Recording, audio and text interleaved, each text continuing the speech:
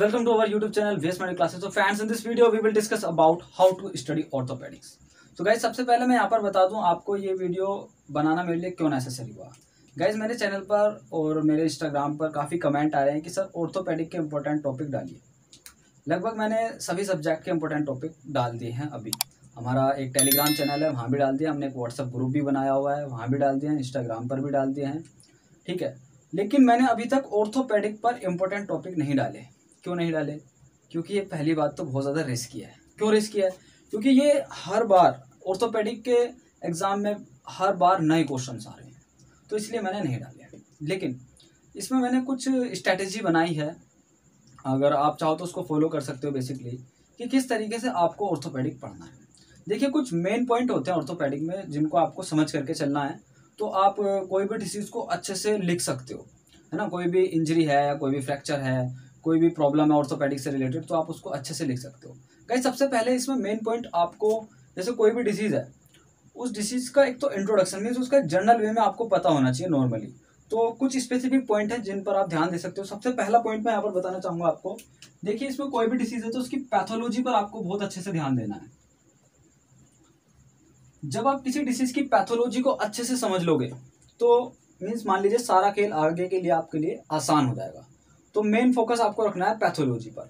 जैसे हमारी पीआईवीडी है, अब पीआईवीडी की अगर हम पैथोलॉजी की बात करें तो उसमें आपको समझना है कि कैसे एक डिस्क कंप्रेस होती है, कैसे उसके फ्रैगमेंट टूटते हैं, प्रोट्रूजन क्या होता है, एक्सट्रूजन क्या होता है, सिक्वेस्ट्रेशन क्या होता है. ये सारे के सारे स्टेप आपके क्लियर होने चाहिए. मीन्स पैथोलॉजी पर आपको बहुत ज़्यादा ध्यान रखना है. और पैथोलॉजी के साथ साथ एक पॉइंट यहाँ पर टच करना चाहूँगा, डायग्राम का. देखिए, ऑर्थोपेडिक में डायग्राम बहुत बड़ा रोल प्ले करता है, तो आपको स्पेशली फोकस करना है डायग्राम्स पर. आपको छोटे छोटे डायग्राम बनाने आने चाहिए. जैसे कि मान लीजिए आपको शो करना है कि ट्रांसवर्स फ्रैक्चर क्या होता है, तो ट्रांसवर्स फ्रैक्चर में आप सिंपल एक इस तरीके से एक नॉर्मल बोन बनाइए.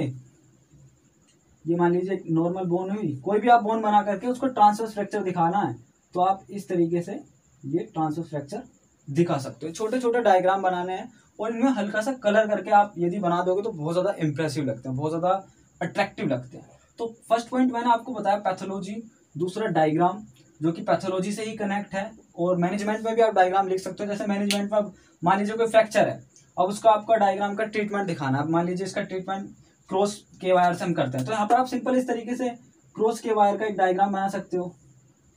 तो डायग्राम बनाने से क्या होगा, चीज़ें बहुत ज़्यादा क्लियर हो जाएंगी. जो एग्जामिनर है उसके पास इतना टाइम नहीं होता कि वो वर्ड टू वर्ड पढ़ेगा, ठीक है ना. तो वो क्या करेगा, सीधा सीधा एक ओवरव्यू देखता है कॉपी को और कुछ लाइंस को ही पढ़ता है. ये रियल फैक्ट है. किसी के पास इतना टाइम नहीं होता कि वो आपकी एक एक लाइन पढ़ेगा. तो आपको अपनी कॉपी इतनी अच्छे से बनानी है कि वो अगर ऐसे भी देखे ना दूर से भी, तो उसको समझ में आए कि हाँ भाई बंदा कुछ बताना चाह रहा है. तो इतने अच्छे अच्छे डायग्राम होने चाहिए, इतने अच्छे अच्छे फ्लो चार्ट होने चाहिए उसके अंदर, कि वो सुपरफिशियल लेवल पर भी अगर आपकी कॉपी को देखो तो उसको समझ में जाए कि हाँ इस बच्चे के अंदर दम है, बच्चे की एजुकेशन में दम है, ठीक है.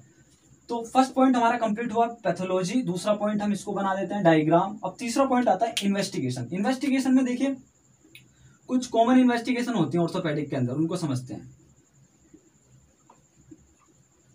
देखिए, ज्यादातर जो इन्वेस्टिगेशन आती है ना ऑर्थोपेडिक के अंदर, वो मेन होता है हमारा एक्सरे. तो आपको एक्सरे को बहुत अच्छे से समझना आना चाहिए. कोई भी डिजीज है उसमें स्पेशली समझो कि एक्सरे में क्या दिखेगा, तो वो आपको पता होना चाहिए. जैसे कि अगर मैं बात करता हूँ फ्रैक्चर की, तो फ्रैक्चर में यहाँ पर समझते हैं, मैं लिख देता हूँ आपके लिए बेसिकली. तो आपको एक्सरे में ये पता होना चाहिए कि कैसे किस किस तरीके का एक्सरे होता है, क्या क्या आप देखते हो एक्सरे में. तो एक्सरे को आप सिंपली, कोई भी डिजीज है उसमें ज्यादातर दो एक्सरे चलते हैं आपका, या तो एक तो चलेगा एपी और एक चलता है लेटरल. एक होता है एपी व्यू, एक होता है लेटरल व्यू. तो ये कुछ कॉमन पॉइंट है जो आप मान लीजिए किसी भी तरीके का फ्रैक्चर है, कहीं पर भी कोई फ्रैक्चर हुआ तो उसमें आप ये बेसिक पॉइंट डाल सकते हो. और इसके साथ साथ आप एमआरआई भी लिख सकते हो इसमें.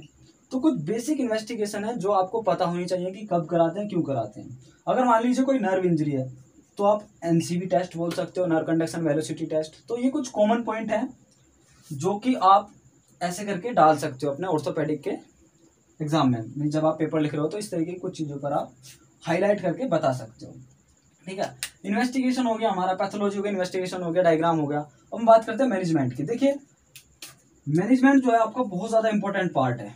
ऑर्थोपेडिक में हमारा मैनेजमेंट का बहुत बड़ा रोल है. मैनेजमेंट में आपको किन चीज़ों का ध्यान रखना है. मैनेजमेंट में फिर से बोलूंगा, ये पॉइंट घूम करके फिर से डायग्राम पर आएगा. आप मान लीजिए ओस्टियोमाइलाइटिस का मैनेजमेंट लिख रहे हो, तो वहाँ पर एक मेथड होता है बेसिकली उसमें हम वुंड डेब्राइडमेंट करते हैं एक मेथड के थ्रू, सक्शन लगाते हैं उसमें। तो सक्शन इरिगेशन, हाँ याद आ गया मुझे, सक्शन इरिगेशन करके एक मेथड होता है, तो उसका डायग्राम आपको पता होना चाहिए कि क्या होता है बेसिकली, और कुछ स्पेसिफिक डायग्राम्स आपको पता होने चाहिए। मैनेजमेंट में अगर आप एक डायग्राम लिख दोगे तो उसमें काफ़ी अच्छा क्लियर हो जाता है। और कुछ स्पेसिफिक हेडिंग्स आप डाल सकते हो। देखिए मैनेजमेंट में आप 2 हेडिंग में लेकर के चलना, कोई भी ऑर्थोपेडिक का कंडीशन है उसमें 2 हेडिंग लेकर के चलना। एक तो होगा कंजर्वेटिव, है ना, और एक होता है हमारा ऑपरेटिव। तो ये 2 हेडिंग में बना करके, कंजर्वेटिव में आप ड्रग्स लिखना, ऑर्थोपेडिक सपोर्ट लिखना, फिजियोथेरेपी लिखना, उनमें उसमें बताना मीन्स डिसीज के अकॉर्डिंग आप थोड़ा थोड़ा बताना।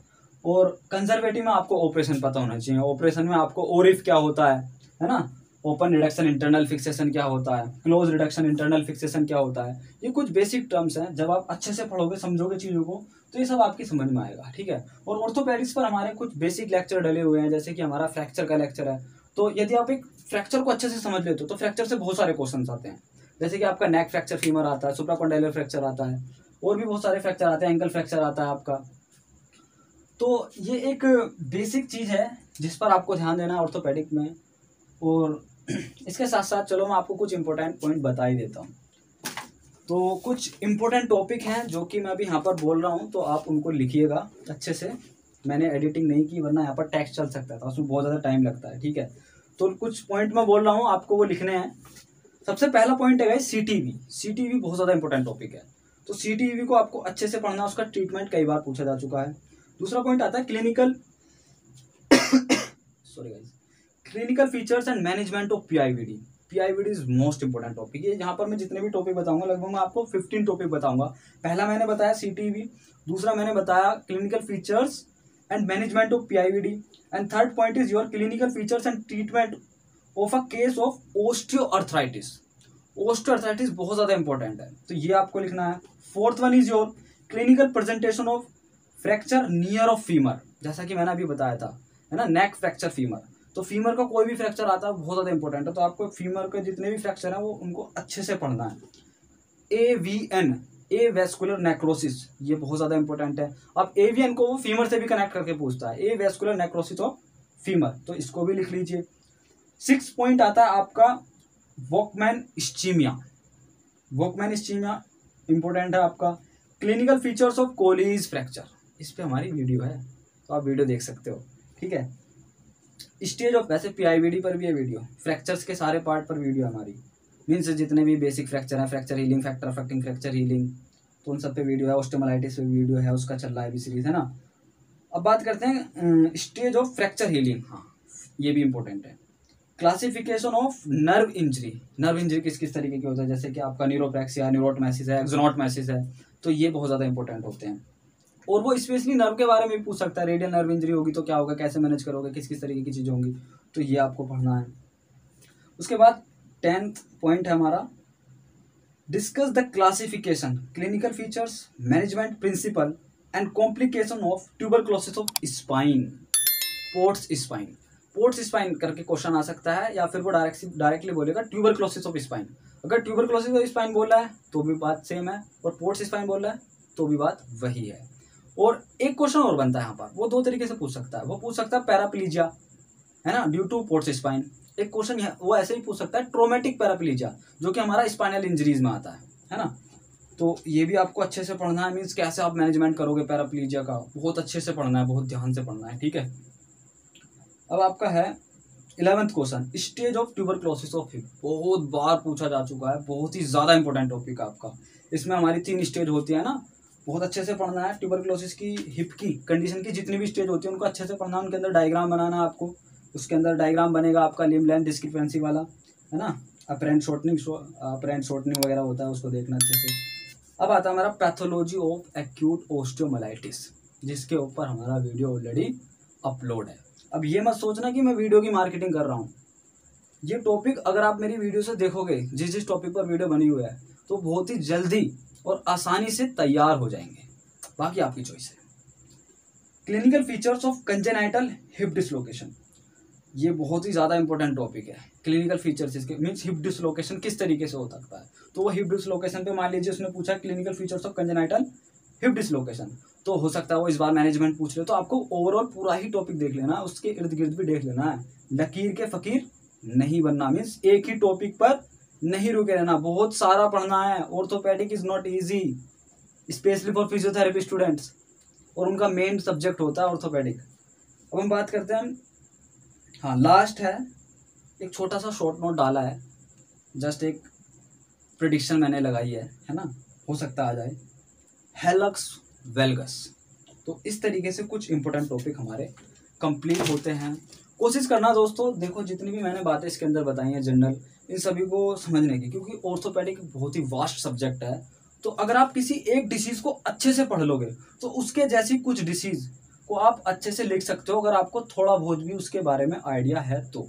मान लीजिए अगर आपने एक कोलिस फ्रैक्चर पढ़ा अच्छे से, उसका ट्रीटमेंट समझा, किस तरीके से करना है ना, क्या क्या उसकी कॉम्प्लिकेशंस हो सकती हैं, और आ जाए स्मिथ फ्रैक्चर, तो स्मिथ फ्रैक्चर तो जस्ट उसका अपोजिट ही है, या फिर कोई और फ्रैक्चर आ जाए, तो वहाँ पर आपका माइंडसेट चलना चाहिए कि हाँ भाई एक्सरे से ही डिफाइन होगा, एक्सरे ही इन्वेस्टिगेशन है फ्रैक्चर का, तो कोई सा भी फ्रैक्चर हो एक्सरे तो करना ही पड़ेगा। तो ऐसे करके आपको कुछ माइंडसेट क्लियर करना है ऑर्थोपेडिक के बारे में। ऑर्थोपेडिक बहुत आसान लगने लगेगा आपको, और इस पर हमारी वीडियोस जल्दी ही आती ही रहेंगी। So I hope you like this video, thank you so much for watching this video, thanks a lot.